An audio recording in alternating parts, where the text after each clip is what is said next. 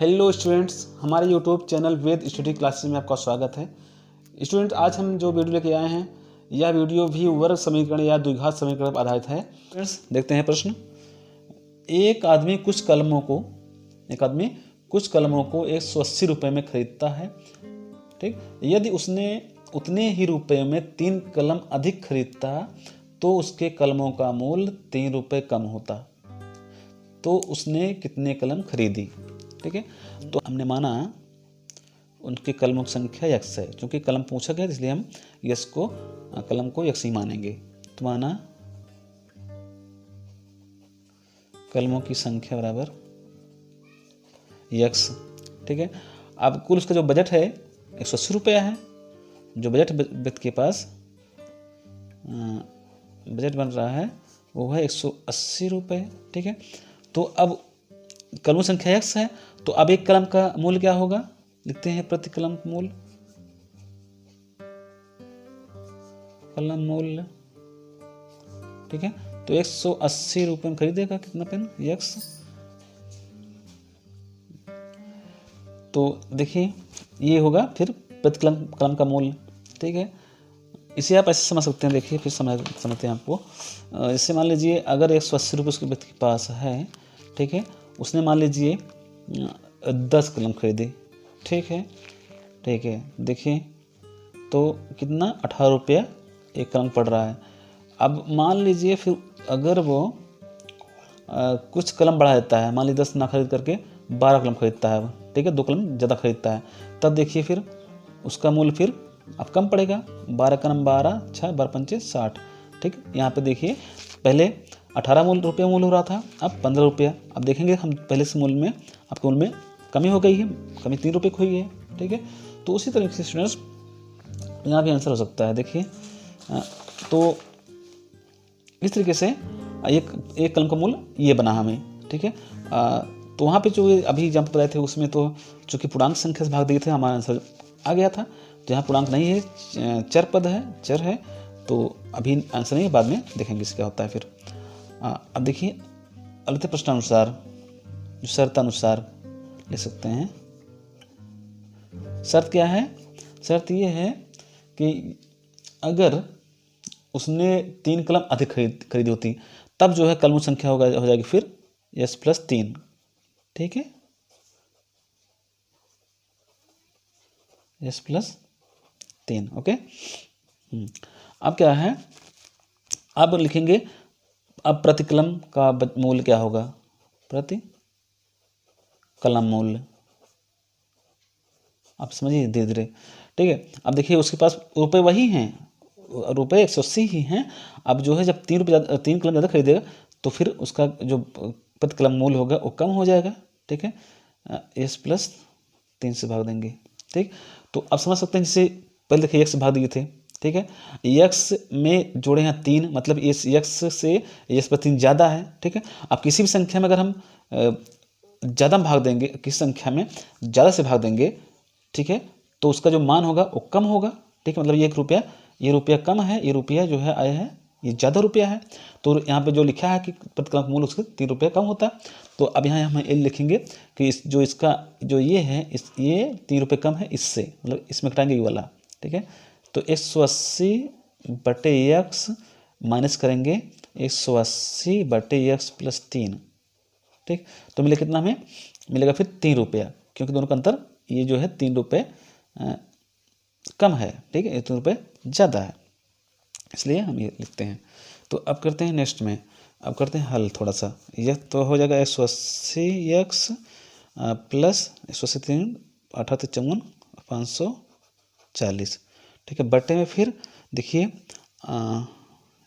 एक second, sorry गुड़ा यहाँ पे एक और पद करना है। तो ये x गुड़ा माइनस से 180 में, तो माइनस से 180 हो जाएगा। ठीक, अब बटे यस गुड़ा इसमें दोनों पदों में, तो x² + 3x = 0 बराबर इक्वल 3/1।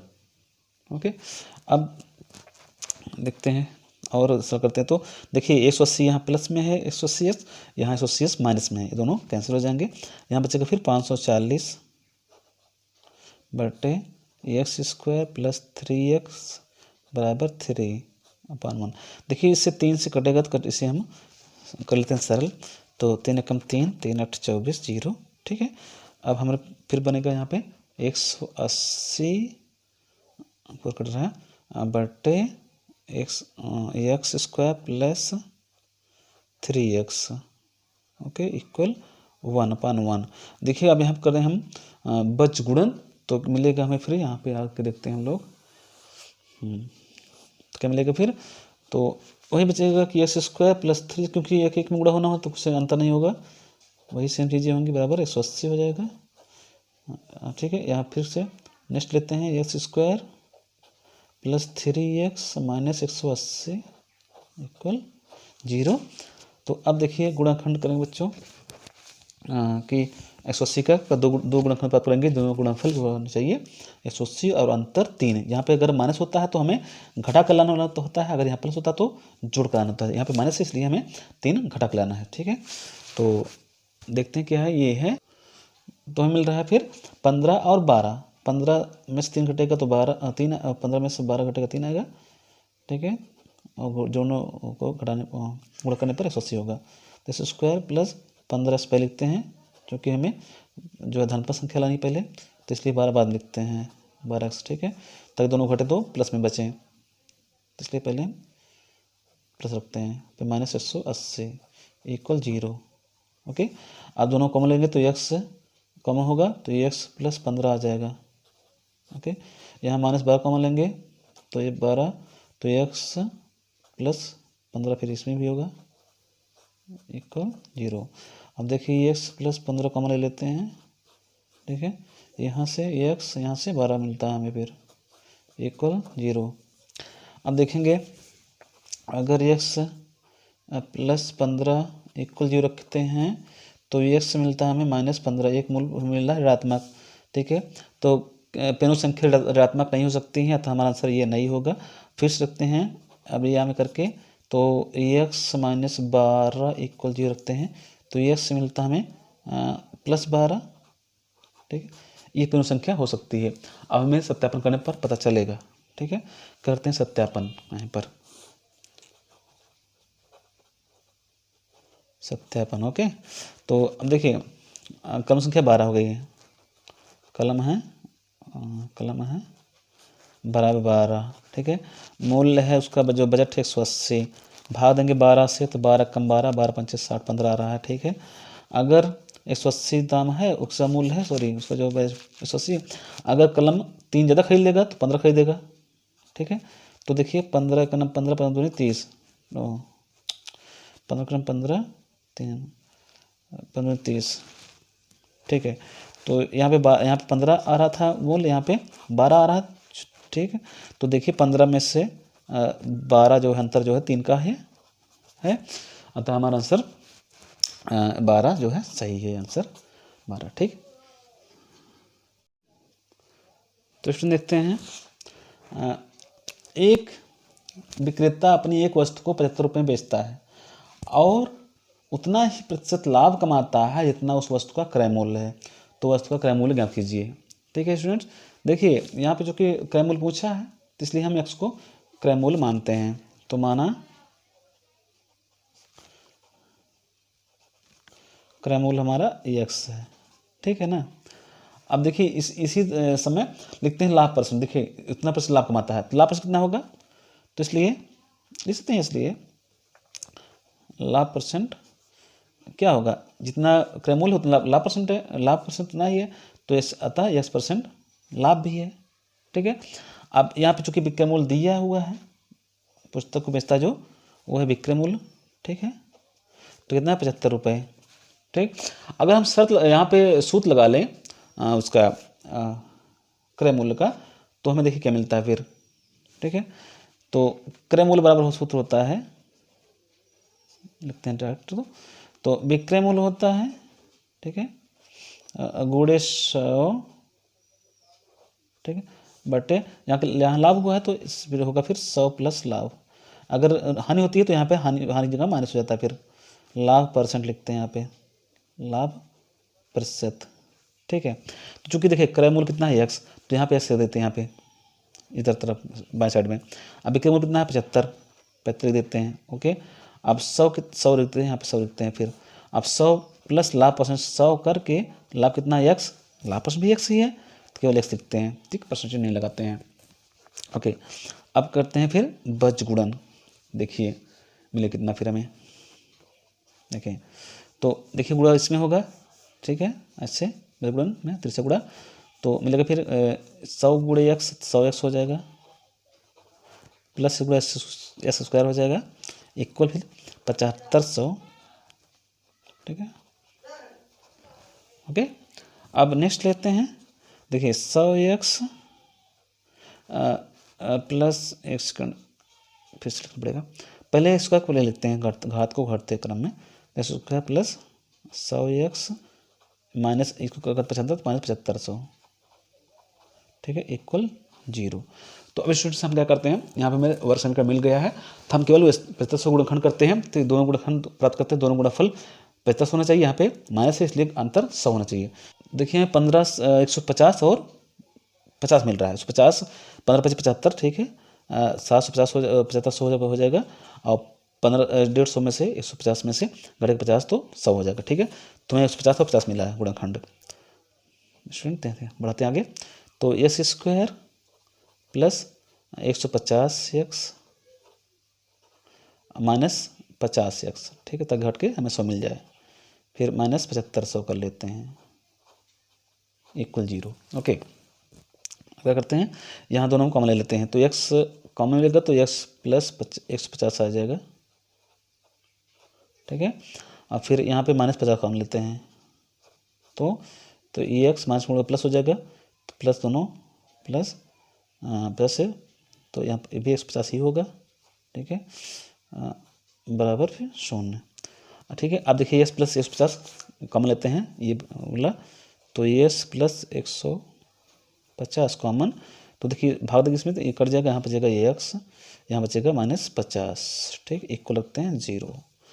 ओके, अब एक गुणनखंड लेते हैं, ये गुणनखंड रखते हैं 0 बराबर, एक सौ रखते हैं 0 बराबर, ठीक है। तो देखिए क्या मिलता है हमें, मिलेगा फिर देख लेते हैं, तो x प्लस 150 रखने पर 0 रखने पर इस मिलता है हमें -150, ठीक है। ये देखिए ये क्रय मूल्य नहीं हो सकता है माइनस में, अतः अब हमारा अगला पद होगा x माइनस 50 लेने पर हमें संख्या धनात्मक मिल जाएगी, तो इससे कुल कितना होगा फिर +50, तो हमारा जो क्रय मूल्य आ रहा है अतः 50 आ रहा है, ये आ रहा है, ठीक है। तो अतः क्रय मूल्य हमारा इक्वल 50। अब हम इसका सत्यापन करते हैं, तो देखिए विक्रय मूल्य यहाँ पे विक्रय मूल्य कितना है 75 रुपये, ठीक है। हमने क्रय मूल्य निकाला कितना 50 निकाला है, ठीक है। अब लाभ कितना हो रहा है, लाभ हो रहा है 25, इसी 75 में घटाए 50 तो 50 आएगा, तो लाभ परसेंट निकालते हैं, क्या होगा है देखिए, तो 25 गुणे 100, लाभ गुणे 100 बटे क्रय मूल्य बराबर 50, ठीक है। 50 दूनी 100, तो 50 दूनी 50, तो देखिए 50 क्रय मूल्य है, 50 लाभ परसेंट जो है 50%, क्रय मूल्य बराबर लाभ परसेंट बराबर आ रहा है हमारा आंसर, अतः सही है स्टूडेंट्स। तो देखते हैं स्टूडेंट्स ये प्रश्न, एक पुस्तक के मूल्य में 5 रुपये कमी हो जाने पर एक व्यक्ति 600 रुपये में 4 पुस्तकें अधिक खरीद सकता है, ठीक। तो पुस्तक का वास्तविक मूल्य क्या है। तो देखिए स्टूडेंट्स ये तो सवाल बहुत सरल लगती है मुझे, तो चलिए देखा, माना हमने कि माना क्या पूछा है कि पुस्तक वास्तविक मूल्य, ठीक है, माना पुस्तक का, स्टूडेंट देखिए जो x मानते हैं, जो पूछा जाता है हमें वही उसी को x में अधिकतर x उसी संख्या को उसी चीज़ को हम x मानते हैं। पुस्तक वास्तविक मूल्य लिखते हैं, यहाँ पे मूल्य x रुपये है, ठीक, रुपये लिखते हैं, तो ठीक। तब कुल बजट जो है उसका व्यक्ति का 600 रुपये है। ठीक है, कुल जो बजट उसके पास व्यक्ति के पास है वो है 600 रुपये। तो जो प्रति पुस्तक जो मूल्य पड़ेगा, पुस्तक मूल्य, आप देखिए 600 रुपये उसके पास है, तो जितना एक पुस्तक दाम है उससे हम भाग देंगे तो एक पुस्तक का दाम निकल आएगा। ठीक है, तो अब ये दाम इतना रुपये हो रहा है। ठीक है, एक पुस्तक का दाम। अब शर्त जो है शर्तानुसार लिखते हैं, तो शर्तानुसार क्या कह रहा है कि अगर कह रहा है कि इस पुस्तक में पुस्तक मूल्य में 5 रुपये कमी हो जाती। ठीक है, 5 रुपये कमी हो जाती तो जो है वो व्यक्ति 4 पुस्तकें अधिक खरीद सकता था। देखिए उसने यहाँ पे थोड़ा मिस्टेक हुआ है, प्रति पुस्तक मूल्य नहीं, यहाँ वह पुस्तकों की संख्या लिखते हैं। यहाँ पे पुस्तकों की संख्या होनी चाहिए। यहाँ पे संख्या, यहाँ पे लिखेंगे पुस्तक, इतनी पुस्तक होगी। ठीक है, अब लिखते हैं शर्तानुसार, तो क्या लिखेंगे, पुस्तक में मूल्य में कमी। ठीक है, मूल्य में कमी होने पर, लिखते हैं 5 रुपये लिखते हैं शुरू में, 5 रुपये मूल्य में कमी होने पर पुस्तकों की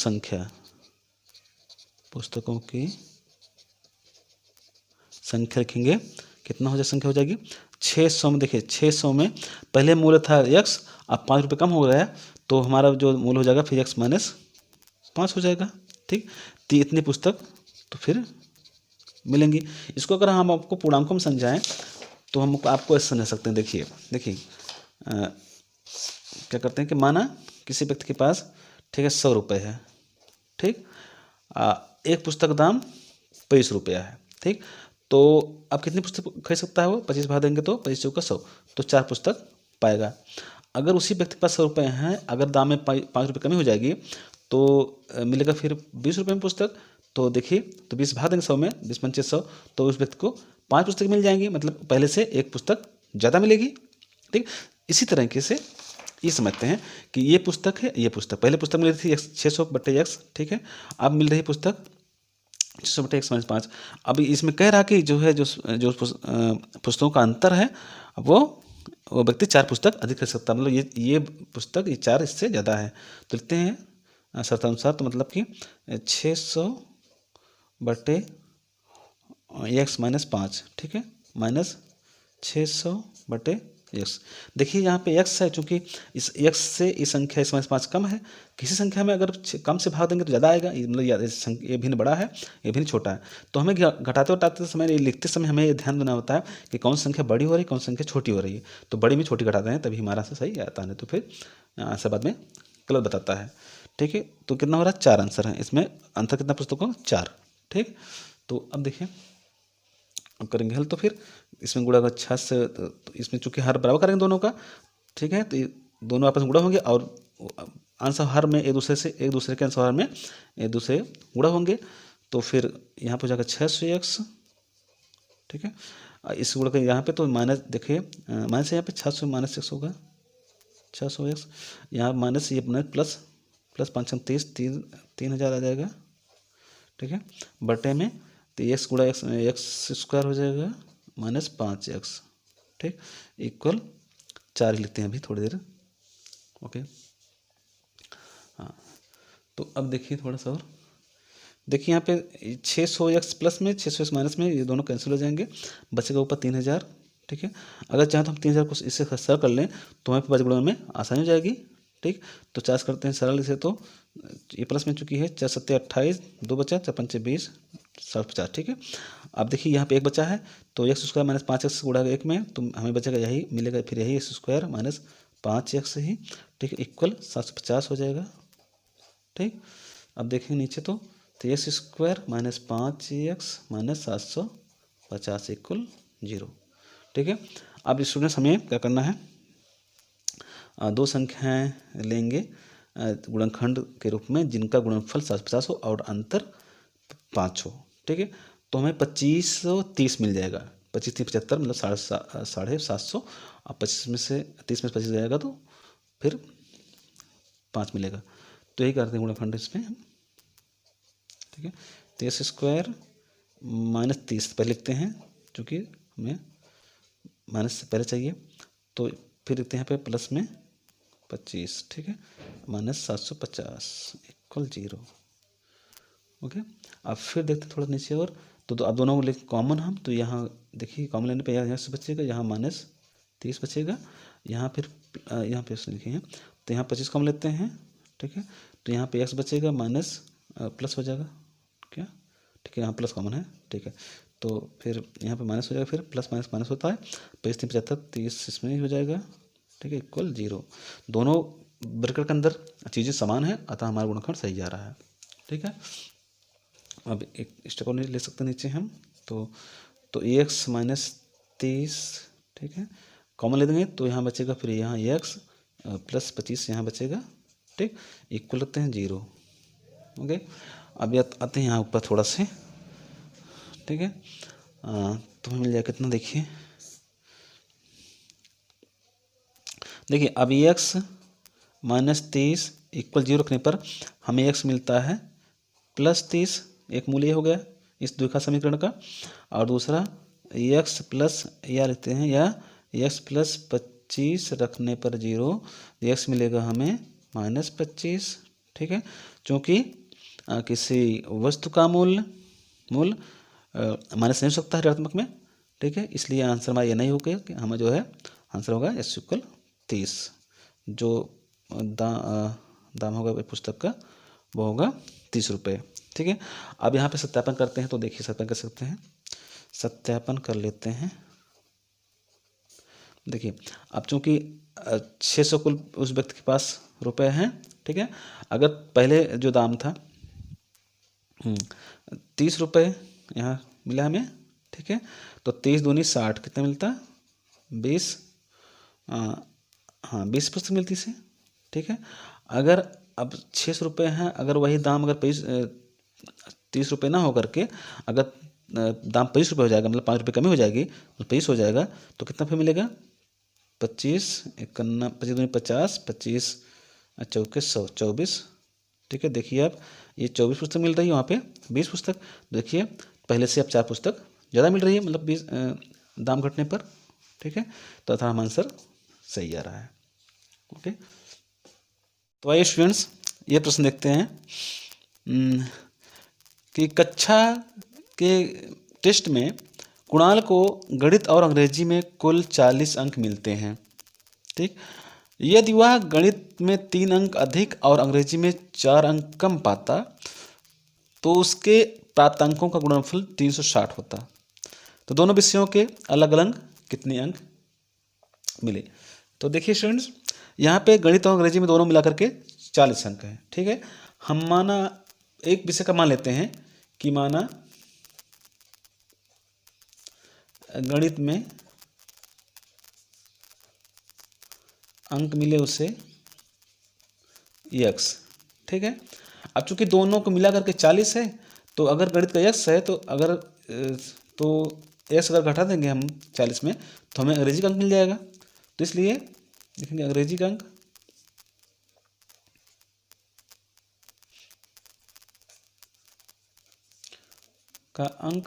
तो कितना होगा, 40 में से x अंक गणित का अंक घटा देंगे तो मिल जाएगा फिर अंग्रेजी का अंक, ठीक। ये है। अब शर्तानुसार क्या कह रहा है, आगे पढ़ते हैं शर्त में। तो कह रहा है कि यदि गणित में क्या है, यदि गणित में उसे 3 अंक अधिक और अंग्रेजी में 4 अंक कम मिलते, गणित में 3 अंक अधिक आप लिखते हैं, तो गणित में कितना हो जाता है, गणित में होगा फिर x + 3 और अंग्रेजी में जो कह रहा है अंग्रेजी में 4 अंक कम मिलते। तो चूंकि अंग्रेजी में यहाँ पे पहले मिला था 40 - x, अब इसमें से हम जितना पहले था 40 - x, इसमें से 4 और घटा देंगे, तो हमें इसका जो है सरलतम रूप मिल जाएगा। देखिए 40 में 4 घट जाएगा तो मिलेगा 36 36 माइनस एक्स। ओके, ये हुआ हमारा दूसरी शर्त के अनुसार। ये में गणित में इतना अंक बन रहा है और अंग्रेजी में इतना है। ठीक, अब शर्त यह है कि दोनों गुणनफल जो है कितना होता है, x प्लस 3 गुणे 36 माइनस एक्स। ठीक, कितना बनता है, कह रहे हैं कि 360 अंक, तो लिखते हैं 360 अंक बराबर 360 अंक। ठीक, तो शून्य गुणा करते हैं तो मिलता है हमें, फिर गुणा करने पर देखिए तो एक्स गुणा करें 36 में 36 एक्स हो जाएगा। ठीक, एक्स गुणा करें माइनस एक्स में तो माइनस एक्स स्क्वायर हो जाएगा। 3 गुणा करेंगे 36 में हो जाएगा कितना, प्लस 108, 36 3 108 होता है। ठीक, 30 गुणा करेंगे एक्स में तो माइनस 3 एक्स हो जाएगा इक्वल 360। ठीक, अब फिर करते हैं नेक्स्ट। तो देखिए एक्स स्क्वायर यहाँ पे माइनस एक्स में, पहले हम घात को घटते क्रम लिख लेते हैं, तो यहाँ पे लिखते हैं स्क्वायर माइनस में, और 36 एक्स यहाँ पे, 3 एक्स यहाँ पे, माइनस ये प्लस है तो घट जाएगा प्लस 33 एक्स। ठीक है, यहाँ पे देखिए 108 है। ठीक है, 108 लिख लेते हैं, ये 360 इधर जाएगा तो माइनस 360 हो जाएगा इक्वल 0। अब करते हैं थोड़ा सा और हम सरल एक बार और। तो देखिए माइनस एक्स स्क्वायर और 33 एक्स लिखते हैं। अब घटेगा, देखा 108 में 360 में से घटेगा तो 108, तो 10 में से 8 गए 2 माइनस बचेगा 2, 6 में से 5 बचेगा 5 हो गया, और 3 में से गए 2, 252। तो स्टूडेंट अब हमें 252 का ऐसा गुणनखंड करना है, दो गुणनखंड जिनका इस स्टूडेंट यहाँ पे हम थोड़ा सा चिन्ह देखिए, पहला पद यहाँ पे ऋणात्मक है इसलिए हम बढ़ाते हैं, तो इसे यहाँ पे गुण रखते हैं माइनस एक्स सभी पदों में, तो हम हो जाएगा फिर हम plus x square minus 33 x plus 252।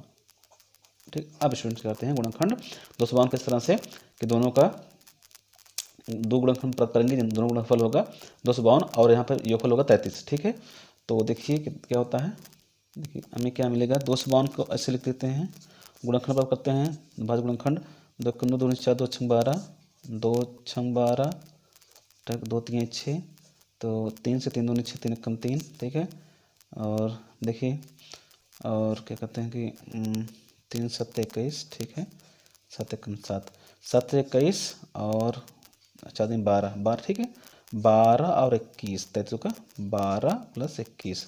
ठीक है, बाकी 33 मिलेगा हमें, फिर 12 और 21 मिल करके मिलेगा 33।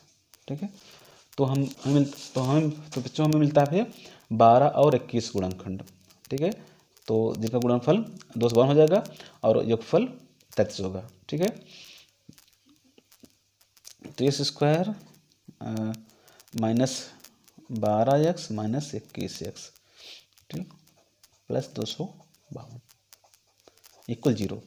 अब देखिए गुणनखंड यहाँ पे कॉमन लेते हैं दोनों पदों में, तो इसको कॉमन लेते हैं एक्स माइनस माइनस 12 होता है, फिर माइनस 21 कॉमन लेते हैं तो एक्स माइनस 21 से 21 से 2 42 12 है, फिर ये माइनस 22 मिलेगा, तो एक्स माइनस 12 कॉमन लेते हैं तो एक्स माइनस 21 मिलता है इक्वल 0।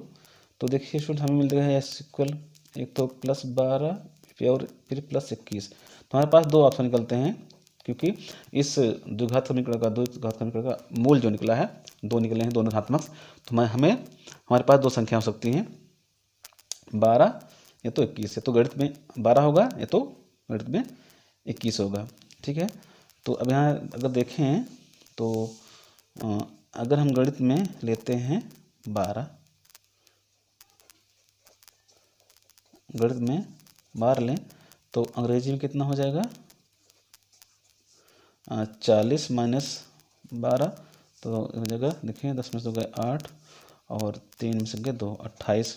ठीक, ये हो जाएगा। हाँ, या अगर गणित में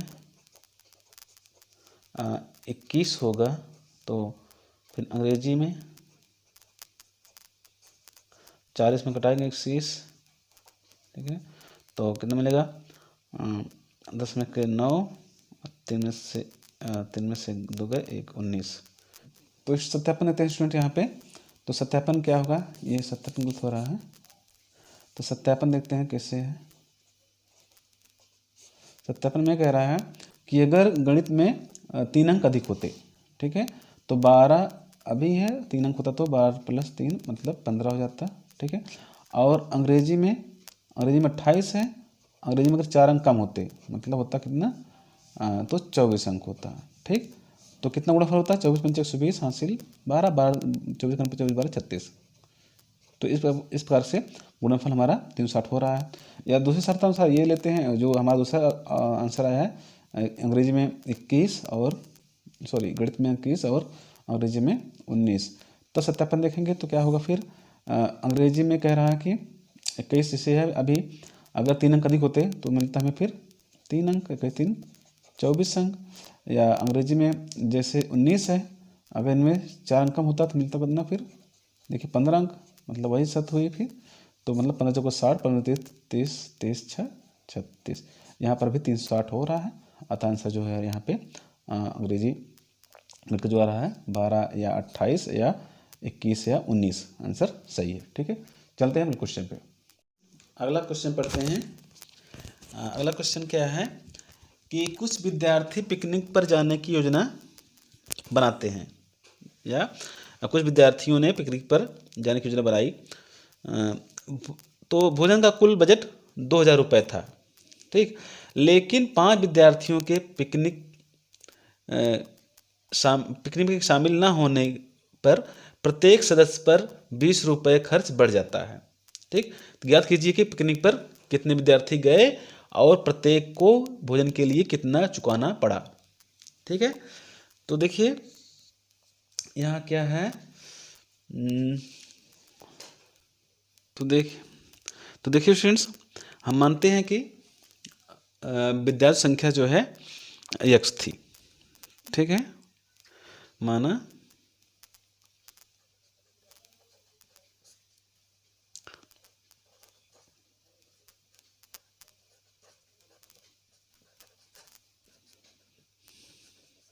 संख्या बराबर x, और ठीक है, कुल कितना बजट है, कुल जो बजट बना है वो 2000 रुपये बराबर 2000 रुपये।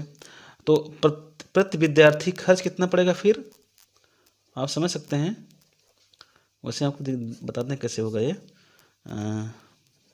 इसका मतलब क्या है, कितना होगा। अब 2000 रुपये में, 2000 में अगर हम जितनी संख्या विद्यार्थियों से उससे भाग देंगे तो हमारा प्रति विद्यार्थी खर्च आ जाएगा। जैसे देखिए आप इसे समझ सकते हैं, जैसे मान लीजिए कि देखिए जैसे 2000 रुपये इनके पास है, ठीक है। अगर मान लीजिए यहाँ पे अगर 50 विद्यार्थी होते, ठीक है, तो 50 से भाग देंगे हम इसमें, तो कितना आएगा, 5 × 20, तो मतलब खर्च जो है 40 रुपये पड़ रहा है, ठीक। अगर यही 2000 रुपये है, अब 5 विद्यार्थी नहीं गए मान लीजिए, या कुछ विद्यार्थी यहाँ जब हम 50 भाग दे रहे हैं, वहीं अगर हम इसमें से कुछ कम करके भाग देंगे तो देखेंगे तो फिर जैसे मान लीजिए 50 भाग 40 भाग दे देंगे, तो देखिए क्या 4 × 5 = 20, तो 50 आंसर आएगा। तो यहाँ देखते हैं कि जो है पहले खर्च 40 था, अब खर्च जो है 50 हो गया, ठीक है। तो यही कॉन्सेप्ट यहाँ पर जब जहाँ x मान रहे हैं तो वही यहाँ पर भी पड़ेगा, ठीक है। तो देखिए अब यहाँ लिखेंगे कि शर्तानुसार कि या लिखते हैं कि 5 विद्यार्थी न जाने पर प्रति सदस्य खर्च, ठीक है। 5 विद्यार्थियों को छोड़ कर लिख सकते हैं, चाहे कुछ भी लिखें, 5 विद्यार्थियों को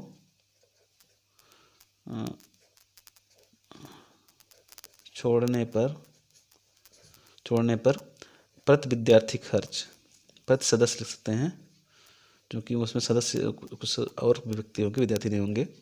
सदस्य खर्च कितना बढ़ेगा फिर, अब चूँकि देखिए जब जहाँ पहले x था, अब वहाँ उसमें 5 सदस्य कम हो रहे हैं। जब पहले विद्यार्थी संख्या जो है x थी, अब उसमें 5 विद्यार्थी नहीं गए हैं, तो फिर मतलब कि x में से 5 घटा देंगे, तो फिर ये इतना खर्च बनेगा। ये प्रति व्यक्ति खर्च इतना हो रहा है, एक खर्च जो है प्रति व्यक्ति इतना है, ठीक है।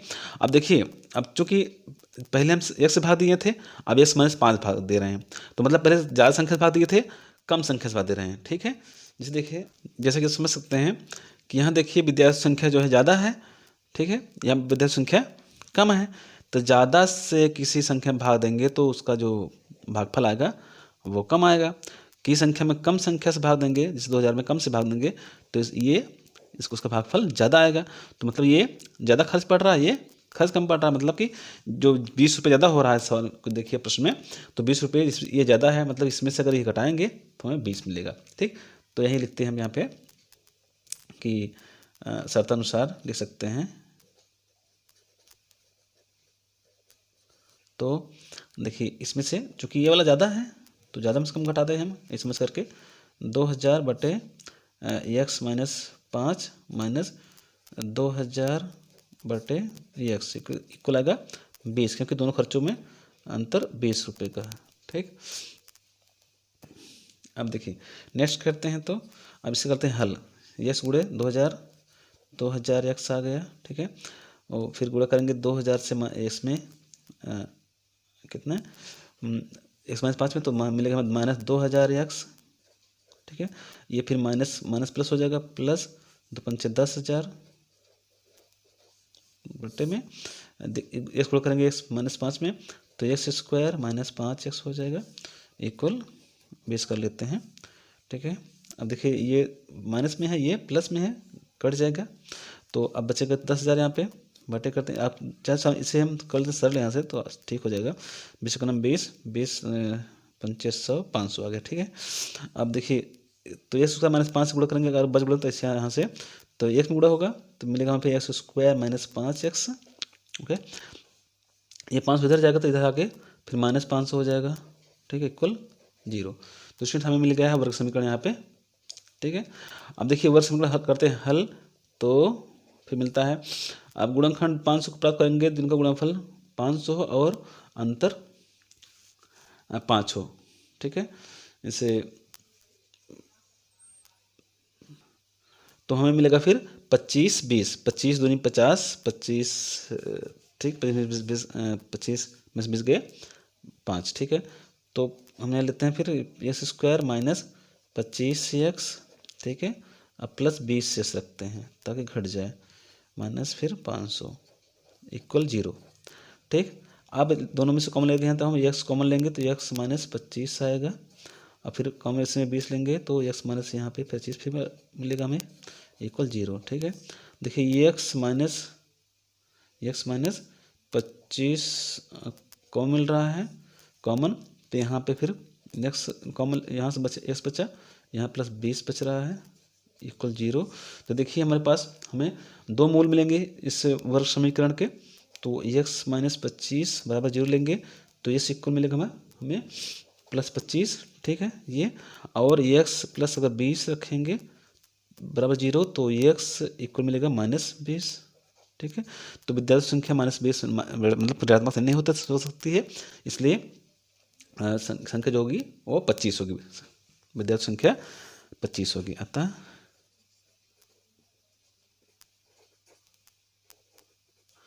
विद्यार्थी होंगे 25। ठीक है, अब इससे हम सत्यापन कर लेते हैं थोड़ा जल्दी से। तो देखिए, तो चूँकि अब कह रहा है कि हाँ ठीक है 2000 में भाग देख लेते हैं 25 से, तो मिलता है 25 दूनी 25 अट्ठे 280 रुपये मिलेगा हमें, तो 80 रुपये खर्च पड़ रहा है। अगर इसी 2000 में अब 5-10 चूँकि 25 विद्यार्थी हैं, अगर 5 नहीं जाएंगे तो क्या होगा कि 20 जाएंगे, फिर तो 20 भाग देंगे हम इसमें, तो देखेंगे तो 0 2 2 1 200 यहाँ पे 100 रुपये पड़ रहा है खर्च। ठीक है, तो अब जो क्वेश्चन इसमें दिया गया पूछा गया है कि कितने विद्यार्थी गए, तो मतलब विद्यार्थी के कितने विद्यार्थी पिकनिक पर कितने गए कितने 25, और प्रति सदस्य खर्च सदस्य विद्यार्थी लिख देते हैं, खर्च जो पड़ रहेगा वो ये देखिए 100 पड़ रहा है, क्योंकि जब 25 जाते तो 80 रुपये खर्च पड़ता, चूँकि 25 नहीं गए 20 ही गए हैं तो खर्च पड़ रहा है 100 रुपये। ठीक, इसलिए जो है आंसर ये 25 और 100 ये आंसर आ गया। ठीक। तो स्टूडेंट्स, अगर हमारा वीडियो को पसंद आया तो प्लीज़ हमारे चैनल को सब्सक्राइब कीजिए और लाइक कीजिए, ठीक है, जिससे कि हम आपको इसी तरह से अच्छे अच्छे प्रश्नों का हल आसानी से आपको समझा करके देते रहें, ठीक है। तब तक के लिए जय हिंद, जय भारत।